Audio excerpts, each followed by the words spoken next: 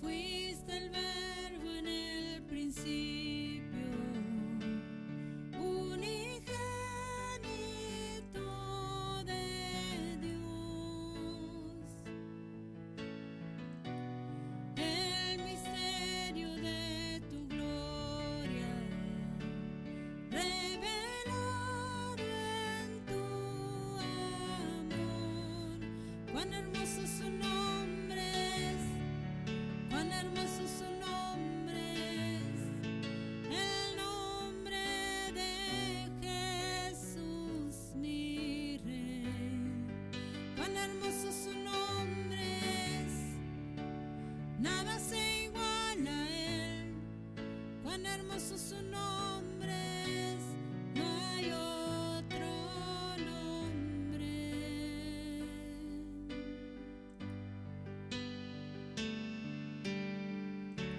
Dejaste el cielo por salvarme, me viniste a rescatar.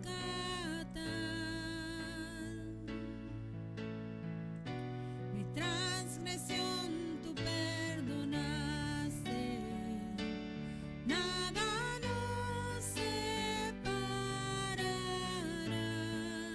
Majestuoso su nombre es, majestuoso su nombre es, el nombre de Jesús mi Rey. Majestuoso su nombre es, nada se iguala a él. Majestuoso su nombre es, no hay otro nombre. Majestuoso su nombre es, no hay otro nombre.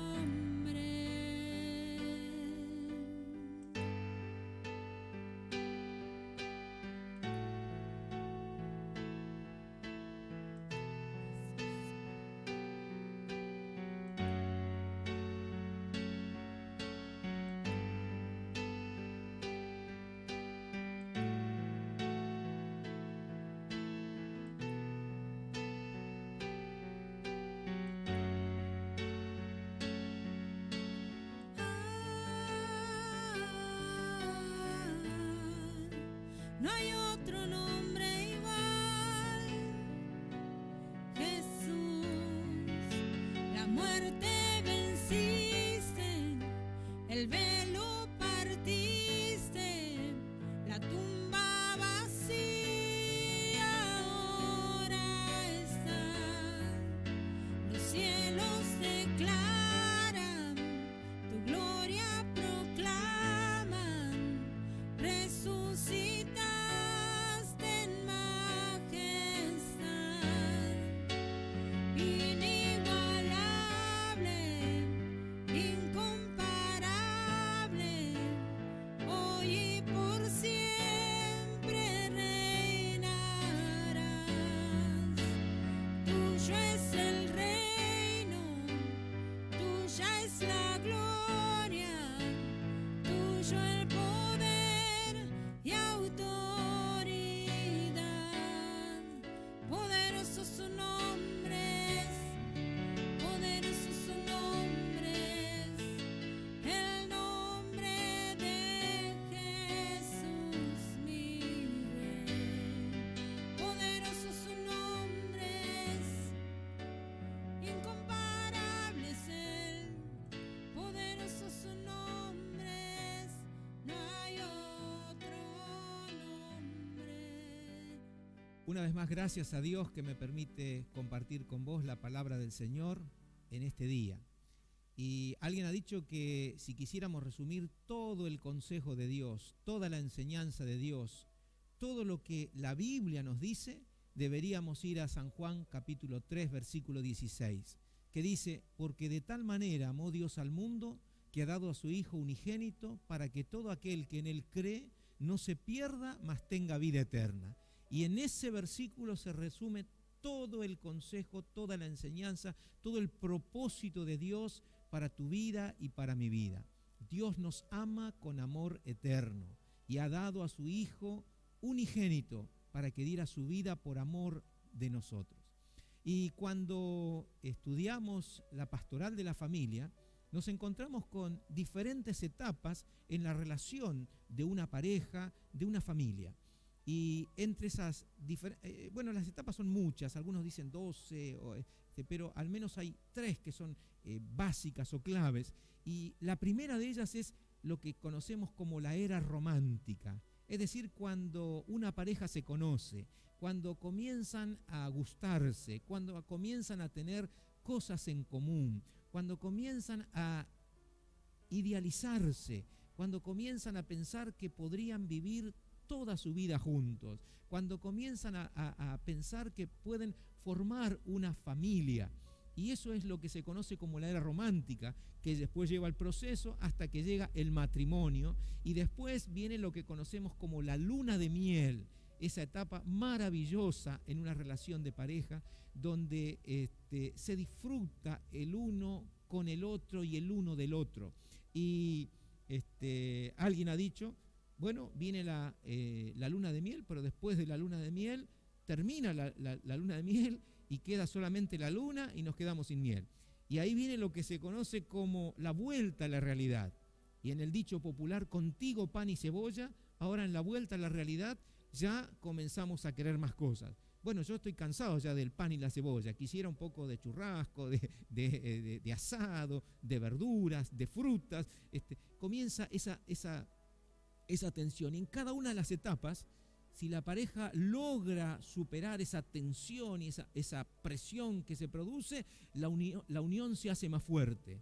Si no logra superar esto, es tanta la tensión como que hace que se quiebre y se rompa, y es lo que dolorosamente vemos en nuestro mundo actual, de tantas parejas que se separan. Y viene una tercera etapa, que es la lucha por el poder. Y comienza a ver quién es el que tiene más poder en casa, quién es el que maneja más las cosas, quién domina esto. Pero no debería ser así en una relación de pareja, en una familia. No debemos luchar por el poder, debemos compartir la vida, debemos tener valores juntos, principios juntos, ideales juntos, caminar juntos. No quién tiene más poder, sino que nos complementamos como pareja, como familia. Y mi oración en esta hora es para vos y para los tuyos, que pueda haber ese complemento, esa gracia de Dios para unir a la familia, para bendecir a la familia. Tema de la pastoral de la familia, estas etapas, está muy relacionada también, entiendo yo, con lo que es la vida de ser discípulos de Cristo, de ser seguidores del Señor. También como en la pastoral de la familia ocurre con el pueblo de Dios, con los discípulos y con la iglesia de Dios. Los primeros discípulos pasaron un periodo hermoso con Jesús. Ellos habían conocido al Señor de una manera milagrosa, tremenda. Algunos de ellos, como en el caso de Pedro, de su hermano, con Juan, Santiago, esos discípulos que eran pescadores, vieron el poder del Señor cuando estuvieron todo un tiempo tratando de pescar y no habían pescado absolutamente nada, y el Señor le dijo que tiraran la red. Y cuando obedecieron a la palabra del Señor, sacaron una gran multitud de peces, quedaron tan admirados, tan asombrados, que se acercaron a Jesús, y Jesús los llama para que sean sus discípulos, y les dice que a partir de ahora ellos serían pescadores de hombres, y se atrevieron a creerle al Señor, y dejaron todo para seguir a Jesús, y vivieron una experiencia tremenda por un periodo de tiempo con el Señor. Caminaron con Jesús por las aldeas, por los pueblos, por las ciudades, y vieron el poder de Dios manifestarse. Vieron a las multitudes siendo alimentadas con pocos panes y pocos peces. Vieron a los enfermos siendo sanados de una manera maravillosa, gloriosa de parte del Señor. Vieron a los que estaban poseídos por espíritus inmundos ser libres, liberados de ese mal. Vieron al Señor enseñar y predicar, y llegaron a entender el mensaje de Dios, al punto tal que llegaron a decir que Jesús, cuando enseñaba, lo hacía con autoridad y no como los escribas y los fariseos. Así que la experiencia de estos discípulos fue tremenda. Pero llegó un momento en la vida de los discípulos de Jesús que fueron tocados, tuvieron una experiencia traumática. Fue cuando el Señor fue apresado y fue llevado a un juicio totalmente injusto y luego fue sentenciado a la muerte y muerte de cruz. Y ellos sabían que maldito todo aquel que es colgado en un madero. Aunque Jesús les había advertido, les había dicho que esto iba a ocurrir, sin embargo ellos no captaron lo que iba a pasar. Pero cuando ocurre todo esto, estos discípulos huyen, se van, y hasta el mismo Pedro, que dijo que estaba dispuesto a dar su vida por Jesús, va a negarlo frente a unos sirvientes de una manera vergonzosa, y luego va a llorar amargamente. Así que esa fue una experiencia traumática para los discípulos de Jesús. Fue una etapa de desilusión. Ellos se habían ilusionado con lo que vendría, pero ahora se sienten desilusionados. Creo yo, no con el Señor, sino con ellos mismos, por la forma en que actuaron.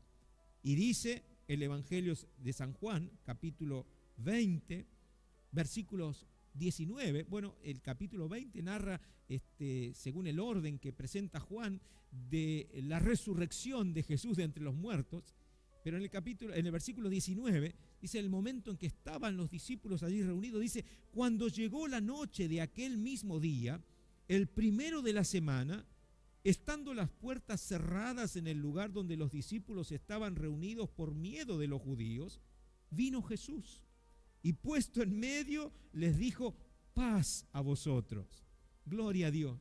Qué bendición es recibir la paz de Jesús en nuestra vida, en nuestro corazón, en los momentos de turbación, en los momentos de desilusión, en los momentos de sentimientos de fracaso, sentir la paz del Señor. Así que el Señor les dice, paz a vosotros. Las puertas estaban cerradas, y hay una traducción que podríamos decir que las puertas estaban bien cerradas, porque estaban aterrorizados, estaban llenos de sentimientos de pánico por lo que estaba ocurriendo, por lo que se estaba presentando.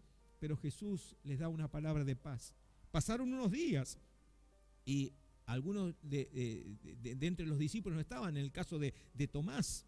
Y Jesús nuevamente se presenta a estos discípulos y va a otra vez a decirle, el versículo 26, otra vez Jesús se presenta a ellos, las puertas estaban cerradas y Él se pone en medio de ellos y nuevamente le dice, paz a vosotros. Y habla con Tomás y comienza a ver en este proceso de Jesús, de encontrarse con sus discípulos, de acomodar las relaciones que estaban tensas. Comienzan a acomodar estas relaciones, pero todavía no se acercan profundamente a Jesús. Lo ven allí, reciben la paz del Señor, pero están a la distancia. Bendito sea el nombre del Señor. Más adelante en el capítulo 21, ellos tienen que tomar una decisión importante. Y al igual que en la pastoral de la familia, los momentos de tensión de la pareja, esa profunda tensión, tienen que crecer o romper la relación. Se produce una tensión muy fuerte, o se crece o se rompe la relación. Y los discípulos estaban en esto.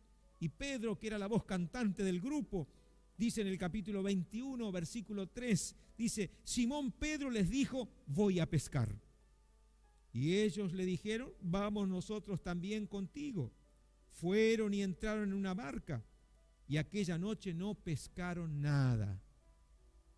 Es decir, entendiendo lo que nos está queriendo decir el Evangelio, cuando Pedro dice, voy a pescar, lo que Pedro está diciendo es mucho más que ir a pescar en un momento. Lo que Pedro está diciendo acá a sus compañeros, voy a volver a mi antigua profesión, voy a volver a la vida que dejé anteriormente, voy a volver a hacer lo que hacía, porque me siento desilusionado, porque me siento fracasado, porque me siento que no alcancé las metas que nos habíamos propuesto. Es decir, la relación se va a romper y voy a volver a mi vida anterior. Y estaban listos para tomar esta decisión importante en su vida. ¿Es que acaso la experiencia con Jesús fue un fracaso? ¿Es que acaso ese tiempo que caminaron con el Señor fue un fracaso? ¿Es que acaso fue una ilusión el conocer a Cristo? Y lo mismo que le pasó a esos antiguos discípulos es la pregunta para vos y para mí en esta hora. ¿Es que acaso nuestra experiencia de conversión al Evangelio de Jesucristo ha sido una ilusión? ¿Ha sido un sueño? En este tiempo tan difícil de encierro, de pandemia, de crisis de todo tipo, ¿ha sido una ilusión? Bendito sea el nombre del Señor. Pero yo quiero decirte algo. Quien ha estado con Jesús no puede volver a ser el mismo. Te repito, quien ha estado con Jesús ya no puede volver a ser el mismo. Bendito sea el nombre del Señor, porque Jesús marca nuestra vida. Quien ha tenido esa experiencia de conversión a Cristo es marcado por el Señor. Claro que vienen las etapas de tensión y de luchas en la vida y de dificultades, pero el Señor es maravilloso. Y en esta enseñanza del Evangelio nos deja una gran lección a nosotros. Los discípulos entonces fueron a pescar y estaban allí. No habían pescado nada toda la noche. Y de pronto dice que en la ribera aparece alguien, y ese alguien es Jesús. Y dice que les grita ahí a la distancia. Me gusta esta traducción que tengo aquí, no la tradicional Reina Valera, hijitos, sino esta traducción que dice, muchachos, ¿tienen algo para comer? Jesús les grita desde la ribera, y habían estado toda la noche. Muchachos, ¿tienen algo para comer? Y la respuesta es contundente, no, no. Yo me imagino a esos discípulos allí, toda la noche, con frío, con hambre, cansados, fatigados, estarían bastante molestos, porque cuando las cosas no nos salen bien, depende del carácter de cada uno, nos ponemos tensos y a veces nos volvemos insoportables. Así que imagino que esa respuesta fue un no contundente. Bendito sea el nombre del Señor. Pero Jesús, nuestro Señor, conoce nuestra naturaleza, conoce nuestra vida, y el Señor Jesús quiere bendecirnos, y el Señor Jesús quiere ayudarnos, y el Señor Jesús desea que esa relación que muchas veces se vuelve tensa y entra en ese proceso de la desilusión, vuelva a hacerse fuerte y sana para la gloria de Dios. Así que el Señor entonces le dice a estos que estaban pescando, le dice, echen la red a la derecha de la barca y van a encontrar. Igual que cuando fue al principio, cuando Él llamó a sus primeros discípulos. Y le dice, echen la red a la derecha de la barca y van a encontrar. Y ellos obedecen. Y dice que cuando hicieron esto, fue tanta la cantidad de peces que no podían levantar la red de la cantidad de peces. Hasta van a mencionarlo, iba a decir en el versículo 11, eran 153 peces que agarraron con su red.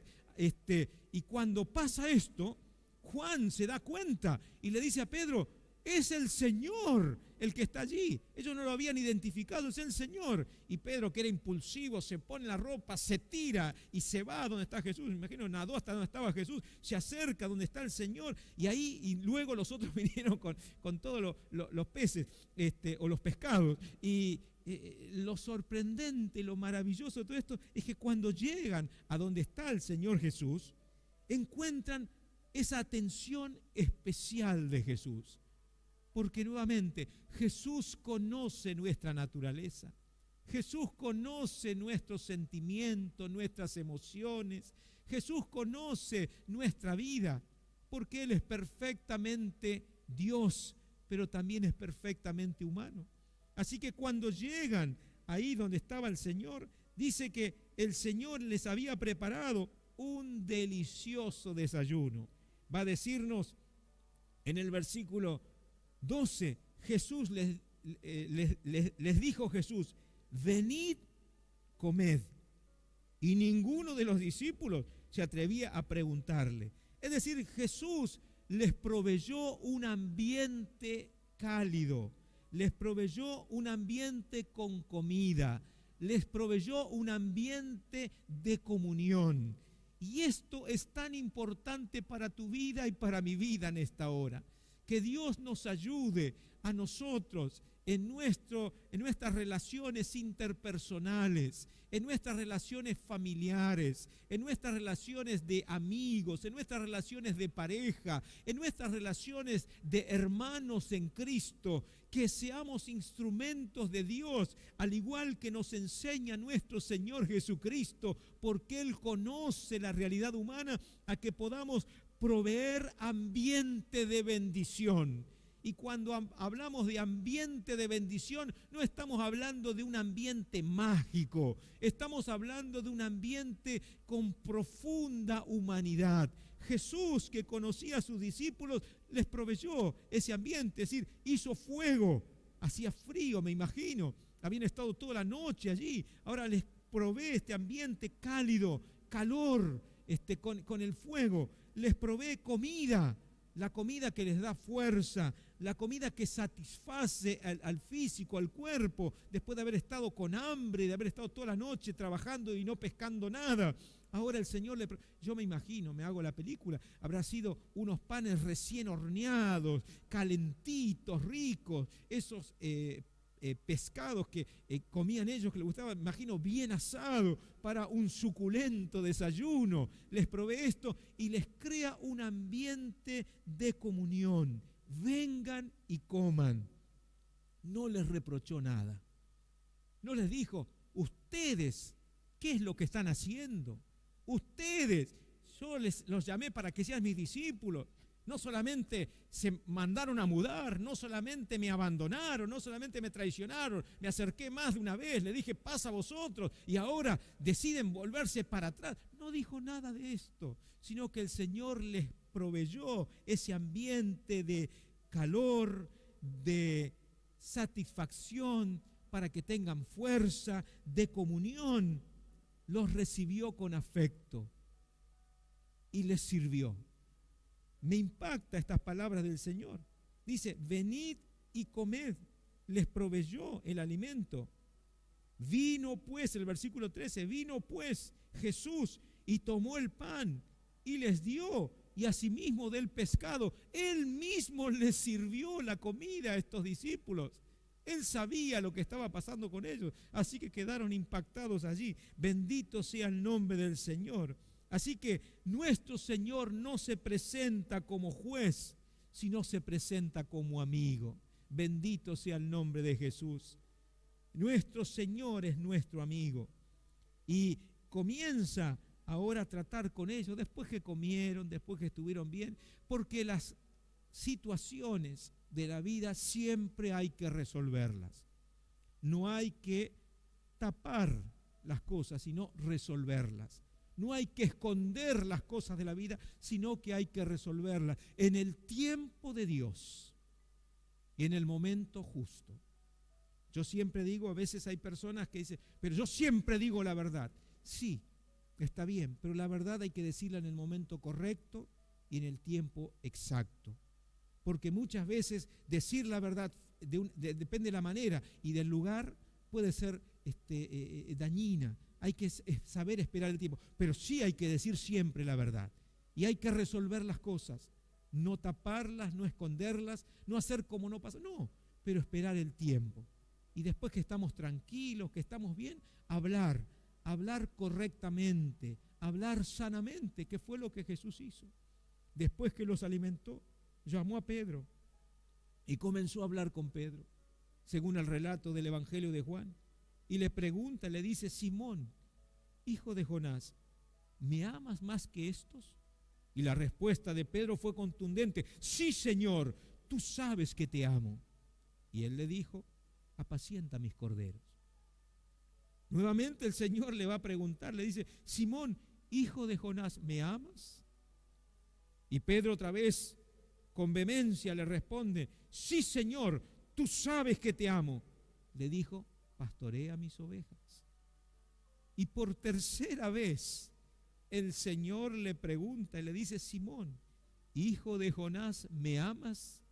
Y cuando Jesús le hace esta tercera pregunta a Pedro, toca una llaga profunda que había en el corazón de este hombre, el que se sentía desilusionado, el que se sentía fracasado, el que se sentía desanimado, el que se sentía que las relaciones estaban tensas y a punto de romperse. Cuando Jesús le hace esta tercera pregunta, que toca esa llaga para sanarla, entonces ahí Pedro le responde, pero Pedro se entristeció de que le dijera la tercera vez, ¿me amas? Y le respondió, Señor, tú lo sabes todo.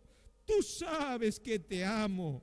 Bendito sea el nombre del Señor. Es decir, fue quebrantado, se dio cuenta y quería expresarle a Jesús, sí, Señor, pero soy humano, soy débil, he fracasado, pero tú sabes que te amo a pesar de todo esto. Bendito sea el nombre de nuestro Dios.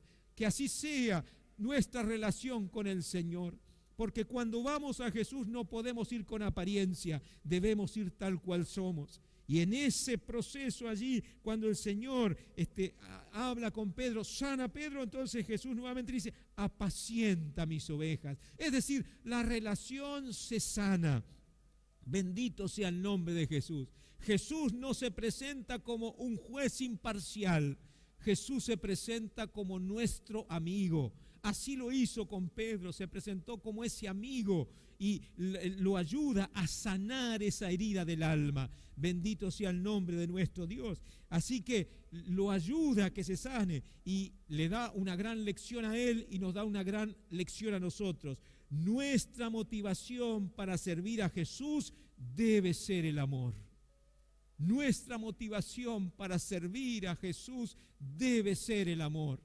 Bendito sea el nombre de nuestro Cristo. Que Dios nos ayude y que derrame un bautismo de amor sobre todos y cada uno de nosotros en este tiempo. Y quiero terminar en esta hora. Si te sentís hundir por el aparente fracaso, Jesús se hace presente en tu vida. Si te sentís hundir por la decepción de metas o de propósitos no alcanzados, Jesús se hace presente en tu vida y en mi vida. ¿Cuántos proyectos hicimos para este año? ¿Cuántas ideales tuvimos para este tiempo? Ya sea de familia, ya sea de empresa o de negocio, ya sea de estudios, ya sea de tantas cosas, de viajes, de quehaceres diarios, pero todo se ha paralizado, el mundo se paralizó, pero Jesús sigue siendo real. Jesús sigue siendo el Señor Todopoderoso, el Señor de nuestra vida, y Él se hace presente en tu vida y en mi vida. Gloria sea a su nombre. Todo aquel que cree en el Señor tiene la vida. El que cree en mí, como dice la Escritura, de su interior correrán ríos de agua viva. En San Juan capítulo 7, versículo 38, Jesús dijo a sus discípulos, y mi oración en esta hora es para que el Señor nuevamente derrame de la unción de su Espíritu Santo, que fluyan esas aguas de vida de nuestro ser interior, que saque todo lo que nos sirva y que nuestra relación de amor sea profunda para con el Señor, profunda para con nuestro Dios, y también nuestras relaciones interpersonales estén ordenadas, estén arregladas, estén sanadas por el poder que hay en la gracia de nuestro Dios y en nuestro Cristo eterno. Oramos al Señor. Padre, en esta hora yo te agradezco porque me has dado la oportunidad de compartir tu santo evangelio. Ruego que pases por alto mis limitaciones humanas, pero que sea tu Espíritu Santo el que en esta hora llegue a cada vida y a cada corazón que ha escuchado este mensaje. Señor, frente a la desilusión de la vida, frente al sentimiento de fracaso, frente, Señor, a los malestares que vienen. Yo ruego en esta hora que tu presencia, Jesús, se haga fuerte y poderosa. Espíritu Santo de Dios, haz real la presencia del Cristo eterno en mi hermano, mi hermana, mi amigo, mi amiga en esta hora, allí donde se encuentre. Señor, sana toda cosa que está en el alma.